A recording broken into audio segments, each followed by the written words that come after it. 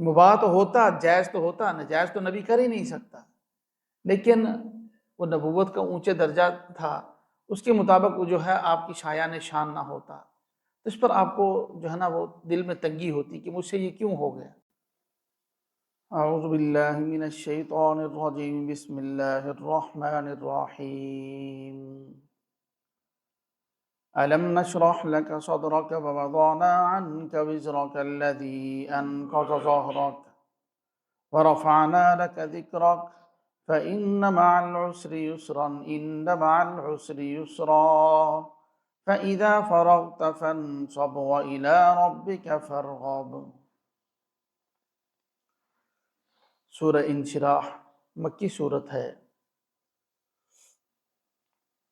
سورہ ضحیٰ سے لے کر آخر قرآن تک، سورہ ناس تک جو ہے نا، اکثر صورتوں کے اندر نبی پاک صلی اللہ علیہ وسلم کے احوال کو بیان کیا گیا ہے، آپ کی شان کو براہ راست اللہ پاک نے بیان فرمایا ہے، اور قیامت کے متعلق اور دیگر مضامین بھی ہیں بعض صورتوں میں، اکثر میں یہی ہے۔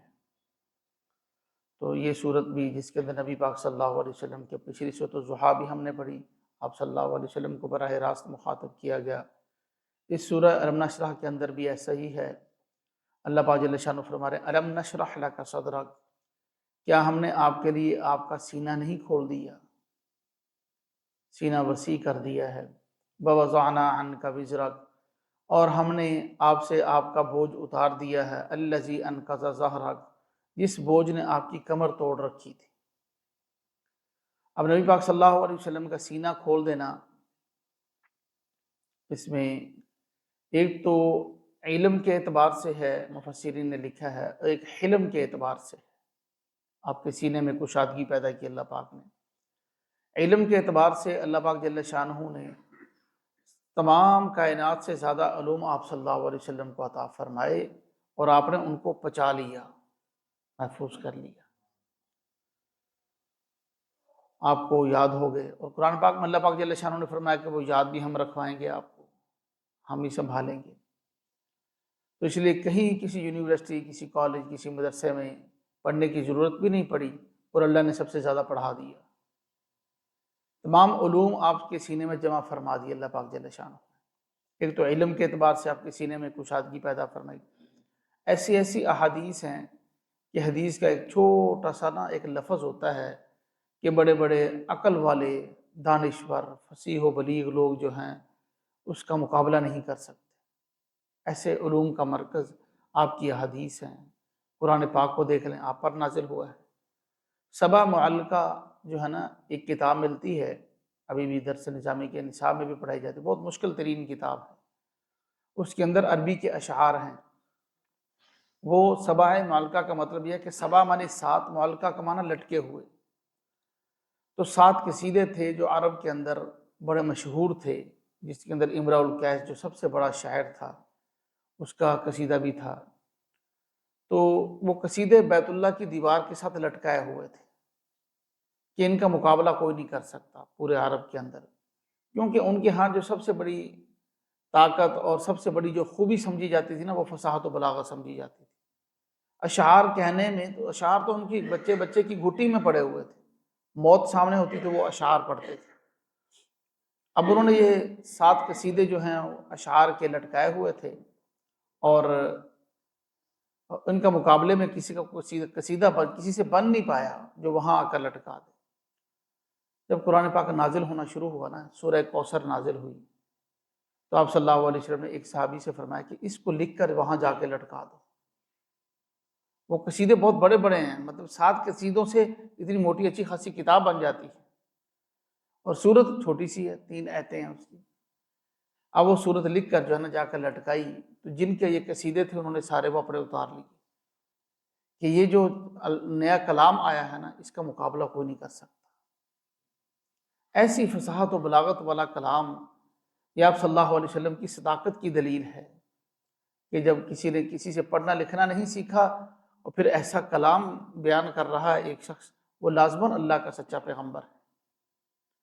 تو ایک تو علم کے اعتبار سے آپ کے سینے کو اللہ پاک نے کشادہ کیا، کھول دیا۔ دوسرا فرمایا کہ حلم کے اعتبار سے، برداشت کے اعتبار سے، کیونکہ دعوت و تبلیغ کے سلسلے میں آپ صلی اللہ علیہ وسلم کو جو مشقتیں آتی تھیں، تکلیفیں آتی تھیں، ان کو برداشت کرنا آپ ہی کا حصہ تھا۔ اس لیے آپ صلی اللہ علیہ وسلم نے فرمایا کہ جتنا مجھے ستایا گیا کسی نبی کو اتنا نہیں ستایا گیا۔ تو آپ صلی اللہ علیہ وسلم کو حلم، برداشت اور علم دونوں اعتبار سے آپ کے سینے کو کشادہ کیا۔ کشادگی معنی کے اعتبار سے ہے، معنوی اعتبار سے، کہ اللہ نے اندر وسعت پیدا کر دی۔ اور بعض حضرات نے شق صدر کو بھی اس سے مراد لیا ہے کہ آپ صلی اللہ علیہ وسلم کا سینہ مبارک چاک کیا گیا۔ شق صدر کا معجزہ آپ صلی اللہ علیہ وسلم کے ساتھ زندگی میں 4 مرتبہ پیش آیا، 4 سال کی عمر میں، 10 سال کی عمر میں، نبوت ملنے کے وقت اور معراج پہ جانے سے پہلے، کہ جو ہے فزیکلی جبرائیل علیہ السلام آئے، فرشتے آئے اور انہوں نے آ کر آپ کے سینہ مبارک کو چاک کیا، قلب مبارک آپ کا نکالا، اس کو دھویا، پھر دوبارہ اندر رکھا جنت کے پانی سے۔ تو یہ بعض حضرات کہتے ہیں اس سے فزیکلی مراد ہے، لیکن زیادہ راجح تفسیر یہی ہے کہ اس سے جو معنوی کشادگی پیدا ہو جاتی ہے نا کسی کے سینے میں، اللہ پاک کسی کا دل حافظہ تیز کر دیتے ہیں، سینہ بڑا کر دیتے ہیں، برداشت زیادہ کر، وہ مراد ہے یہاں پر۔ اور فرمایا کہ وَوَضَعْنَا عَنْكَ وِزْرَكَ، ہم نے آپ سے آپ کا بوجھ اتار دیا، الَّذِي أَنقَضَ ظَهْرَكَ، جس نے آپ کی کمر توڑ رکھی تھی۔ اس آیت کے بھی جو ہے نا وہ 2 مطلب ہیں جو مفسرین نے نقل کیے ہیں۔ آپ پر جو بوجھ تھا وہ کس بات کا بوجھ تھا؟ ایک تو اس بات کا بوجھ تھا کہ کبھی آپ صلی اللہ علیہ وسلم سے جو ہے نا، چونکہ اولاد آدم ہیں آپ صلی اللہ علیہ وسلم بھی، کوئی طبی طور پر کوئی ایسا کام ہو جاتا، ایسا عمل ہو جاتا جو خلاف اولا ہوتا، مباح تو ہوتا، جائز تو ہوتا، ناجائز تو نبی کر ہی نہیں سکتا، لیکن وہ نبوت کا اونچے درجہ تھا، اس کے مطابق وہ جو ہے آپ کی شایان شان نہ ہوتا، تو اس پر آپ کو جو ہے نا وہ دل میں تنگی ہوتی کہ مجھ سے یہ کیوں ہو گیا، یہ بھی نہیں ہونا چاہیے تھا۔ تو اللہ پاک جل شانہ نے فرما دیا کہ الذی ہم نے آپ سے آپ کا بوجھ اتار دیا، آپ کو ان چیزوں کا فکر نہیں کرنی چاہیے، ایسے خلاف اولا چھوٹے چھوٹے کام ہیں وہ ہم نے آپ کو پہلے ہی معاف کر دی۔ اور اس کے ساتھ ساتھ بعض حضرات نے یہ کہا کہ جو بوجھ تھا نا آپ صلی اللہ علیہ وسلم کے سینے پہ، وہ تھا آپ کی ذمہ داری کا بوجھ تھا، جو نبوت کی ذمہ داری تھی، لوگوں تک دین کو پہنچانا تھا، کہ اس کی وضاحت اس واقعے سے ہوگی کہ نبی پاک صلی اللہ علیہ وسلم کی ریش مبارک کے اندر، داڑھی مبارک کے اندر نا چند بال سفید آ گئے تھے، سفید بال آ گئے تھے۔ حضرت ابوبکر صدیق رضی اللہ تعالیٰ عنہ کو دیکھ کر رونے لگے کہ یا رسول اللہ آپ پہ بڑھاپا آ رہا ہے، یعنی محبت کی بات تھی، اور چند بال سفید آ گئے تھے۔ صحابہ نے پوچھا کہ یا رسول اللہ آپ کے بال بھی سفید ہو رہے ہیں؟ آپ نے فرمایا کہ ہاں، مجھے اس آیت نے بوڑھا کر دیا، فَاسْتَقِمْ كَمَا أُمِرْتَ، اس آیت نے مجھے بوڑھا کر دیا ہے۔ اللہ پاک اس آیت میں فرما رہے ہیں کہ جو آپ کو حکم دیا ہے اس پر جمے رہیے، ذرا بھی ادھر ادھر نہیں ہٹنا، بالکل اس کے اوپر سیدھا رہنا، اس پر جمے رہیے۔ اب جو اللہ نے میرے اوپر ذمہ داری ڈالی ہے، میں اس کو مسلسل دن اور رات، دن ایک جو ہے شخص دیکھیں 23 سال لگاتار محنت کرتا ہے، بہت مشکل ہے۔ ہم تو ریسٹ کر لیتے ہیں، بیچ میں چھوڑ دیتے ہیں، اور بہت سی چیزوں میں ہمیں آسانی مل جاتی ہے۔ نبی پاک صلی اللہ علیہ وسلم نے ایک دن بھی چین سکون سے نہیں بیٹھے، ایک دن بھی آرام نہیں کیا ایسا کہ جس میں جو ہے آپ کی اپنے ذمہ داری نہ نبھائی، ہر حال میں ہر موقع پر آپ کمر بستہ رہے، کیونکہ اللہ کا حکم ہے فَاسْتَقِمْ كَمَا أُمِرْتَ، اس پر جمے رہیے، ثابت قدمی اختیار کیجیے۔ آپ نے فرمایا کہ پتہ نہیں مجھ سے ثابت قدمی ہو سکے گی یا نہیں ہو سکے گی، اس آیت نے مجھے جو ہے وہ بوڑھا کر دیا۔ تو اللہ پاک جل شانہ نے وحی کے ذریعے آپ کو بتلایا، آپ کے لیے آسانیاں کی جائیں گی۔ اگلی آیات میں بھی آ رہا ہے کہ آپ کے لیے اِنَّ مَعَ الْعُسْرِ یُسْرًا، اِنَّ مَعَ الْعُسْرِ یُسْرًا، آپ کے لیے بہت سی آسانیاں آ جائیں گی، تو آپ گھبرائیں نہیں۔ جن کو ہم نے ہدایت دینی ہوگی ہم دیں گے، آپ نے بس لوگوں تک بات پہنچانی ہے۔ تو اس لیے یہ فرمایا کہ وہ بوجھ بھی ہم نے آپ کی کمر سے اتار دیا جس نے آپ کی کمر توڑ رکھی تھی، اور ساتھ یہ بھی فرمایا کہ وَرَفَعْنَا لَكَ ذِكْرَكَ، ہم نے آپ کے ذکر کو اونچا کر دیا۔ اس سے اونچا کیا ہوگا؟ جہاں اللہ کا نام ہے وہاں نبی کا نام ہے، اکثر جگہوں پر تو ایسا ہی ہے، جہاں اللہ کا نام ہے وہاں نبی، کلمے میں دیکھ لیں اللہ ہے ساتھ نبی ہے، اکیلے لا الہ الا اللہ سے بھی بات نہیں بنے گی، ساتھ محمد رسول اللہ بھی ہونا چاہیے۔ اذان میں دیکھ لیں، اقامت میں دیکھ لیں، نماز پوری نہیں ہوتی، اتحیات کے اندر نبی پاک صلی اللہ علیہ وسلم کا تذکرہ، درود پاک کے اندر آپ کا اور آپ کی آل کا تذکرہ۔ تو اللہ نے اپنے نام کے ساتھ نبی کے نام کے ساتھ نبی کے نام کو جوڑا ہے، اور قیامت تک یہ چلتا رہے گا جب تک ماننے والے ہیں۔ وَرَفَعْنَا لَكَ ذِكْرَكَ، ہم نے آپ کے ذکر کو اونچا کر دیا ہے۔ فَإِنَّ مَعَ الْعُسْرِ يُسْرًا، إِنَّ مَعَ الْعُسْرِ يُسْرًا، ہر تنگی کے بعد آسانی ہے، ہر تنگی کے بعد آسانی ہے۔ ابھی جو العسر، العسر 2 مرتبہ آیا ہے یہ لفظ، اس دونوں سے مراد ایک ہی تنگی ہے، کیونکہ یہ معرفہ ہے۔ معرفہ مطلب اس کے ساتھ الف لام لگا ہوا نا، یہ معرفہ بن گیا، اور جس کے ساتھ الف لام لگا ہو وہ 2 مرتبہ 3 مرتبہ جملہ آ جائے تو سب کا مطلب ایک ہی ہوتا ہے۔ اب اس عسر سے مراد ایک ہی تنگی ہے، یعنی جو آپ لوگوں کی ہدایت کے لیے تنگی اٹھا رہے ہیں ایک ہی تنگی ہے۔ اور یسرن کا لفظ جو ہے نا اس کے اوپر الف لام نہیں نقل کیا اللہ پاک جل شانہ نے، اس کے اوپر 2 زبریں لگا دی، یہ نکرہ بن گیا۔ نکرہ سے مراد پہلی یسر سے مراد ایک آسانی ہے، دوسری یسر سے مراد اور دوسری آسانی ہے۔ تو فرما دے ان مع العسر یسرا، یعنی ایک ہی تنگی جو آپ اٹھا رہے ہیں اس کے بعد آپ کو ڈھیروں ساری جو ہے نا وہ آسانیاں ملنے والی، آپ پریشان نہ ہوں۔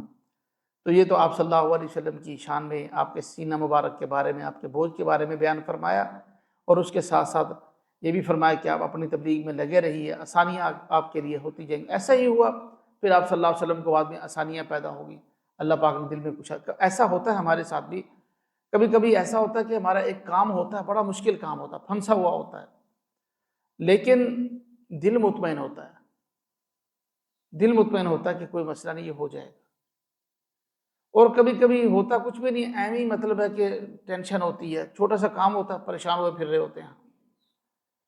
تو یہ آسانی آپ صلی اللہ علیہ وسلم کے لیے اللہ پاک نے کی، یہ صورت نازل فرما کے کہ آپ کو گھبرانے کی ضرورت نہیں ہے، آپ کے سارے کام مسئلے حل ہوں۔ بڑے بڑے کام آئے، بڑی بڑی مشکلیں آئیں، اللہ نے ساری آسان کر دی۔ ان مع العسر یسرا، ان مع العسر یسرا۔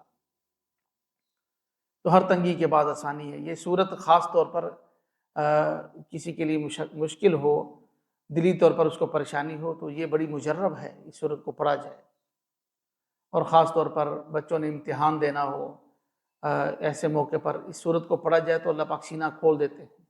پڑھائی میں یہ سکھائیں ہم بچوں کو، اسکول جانے سے پہلے اس صورت کو پڑھیں، جیسے رب اشرح لی رب زدنی علما، یہ دعائیں پڑھتے ہیں، سورہ الم نشرح کو پڑھ کر جو ہے وہ اپنی پڑھائی شروع کریں، تو اسے اللہ پاک سینہ کھول دیتے ہیں، آسانیاں پیدا کر دیتے ہیں۔ اور آخری آیات میں فرمایا فَإِذَا فَرَغْتَ فَانصَبْ وَإِلَىٰ رَبِّكَ فَارْغَب، جب آپ فارغ ہوں تو آپ کھڑے ہو جائیے، اپنے رب کی طرف رجوع کیجیے۔ اس سے یہ معلوم ہوا کہ دیگر کاموں کے ساتھ انفرادی اللہ کے ساتھ مشغولی بھی ضروری ہے، انفرادی مشغولی بھی ضروری ہے۔ اب ایک بندہ جو ہے وہ دعوت و تبلیغ کے کام میں لگا ہوا ہے، اور جیسے قرآن ہم یہاں پر کسی بھی سلسلے میں کوئی لکھنے کے ساتھ کوئی تصنیف کر رہے ہیں، کوئی لکھنے کے ساتھ، کوئی زبان کے ساتھ، کوئی قلم کے ساتھ کسی طریقے سے دین کی تبلیغ اور ارشاد کر رہے ہیں، کوئی بھی لوگ ہیں، لیکن وہ انفرادی اس کی عبادت نہیں ہے، تو اس کے صرف الفاظ ہیں، اس کے صرف الفاظ ہیں، کسی کے دل پر اس کی بات اثر نہیں کرے گی۔ انفرادی مشغولی اللہ پاک کے ساتھ بہت ضروری ہے، تہجد کا اہتمام، عبادات کا اہتمام، تلاوت قرآن کا اہتمام، گناہوں سے بچنا۔ ایک بات ہم ذہن میں رکھ لیں، عبادت سے زیادہ جو مؤثر چیز ہے وہ گناہوں سے بچنا ہے۔ عبادت اگر پوری پوری ہو جائے نا، فرائض سنتے ہیں یہ پوری پوری ہو جائیں، اور اس کے ساتھ ساتھ انسان گناہوں سے بچے، تو بہت زیادہ تاثیر پیدا ہو جاتی ہے انسان کے عمل میں، انسان کے کردار میں، انسان کی گفتار میں بہت زیادہ تاثیر پیدا ہو جاتی ہے۔ اور ایک شخص جو ہے وہ دوائی بھی کھا رہا ہے اور پرہیزی بھی کر رہا ہے، اس کے اندر وہ تاثیر پیدا نہیں ہو سکتی۔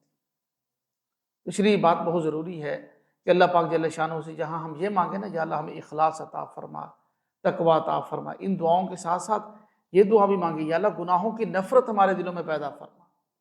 ایسے لوگ امت میں لائن لگی ہوئی گزرے ہیں اور ابھی بھی موجود ہوں گے کہ جن کو اللہ پاک نے یہ کیفیت عطا فرمائی، مانگ مانگ کے اللہ پاک سے انہوں نے یہ کیفیت حاصل کی کہ گناہوں سے ان کو نفرت ہو گئی، بد نظری سے نفرت ہے، فضول خرچی سے نفرت ہے، اور عام گناہ ہمارا غیبت ہے، جھوٹ ہے، بد نظری تو بہت زیادہ عام ہے۔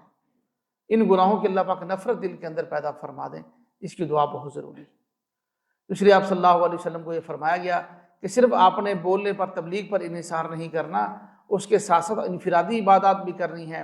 اس لیے آپ صلی اللہ علیہ وسلم سارا دن جو ہے وہ لوگوں کے پیچھے مارے مارے پھرتے، کبھی سرداروں کو دعوت دے رہے ہیں، حج کا موقع آ گیا میلوں میں جا رہے ہیں، میلے لگتے اور منڈیاں لگتی، جیسے ہمارے ہاں ہفتہ بازار، جمعہ بازار، اتوار بازار لگتے ہیں نا، اسی طرح وہ بازار لگتے جو ہے سوق عکاظ کا بازار لگتا اور بازار لگتے، وہاں پر آپ تشریف لے جاتے کہ لوگ ملیں گے ان کو دعوت دے، سارا دن مارے مارے پھرتے اور رات کو آ کر پھر ساری رات اللہ کے سامنے کھڑے ہوتے، پھر روتے گڑ گڑاتے۔ اما عائشہ صدیقہ فرماتی ہیں آپ صلی اللہ علیہ وسلم کے سینہ مبارک سے ایسی آواز آتی تھی جیسے ہنڈیا کے ابلنے کی آواز آتی، سجدے میں پڑے ہوئے کافی دیر یہی دعا، یا ربی امتی یا ربی امتی، یا اللہ میری امت میری امت میری امت۔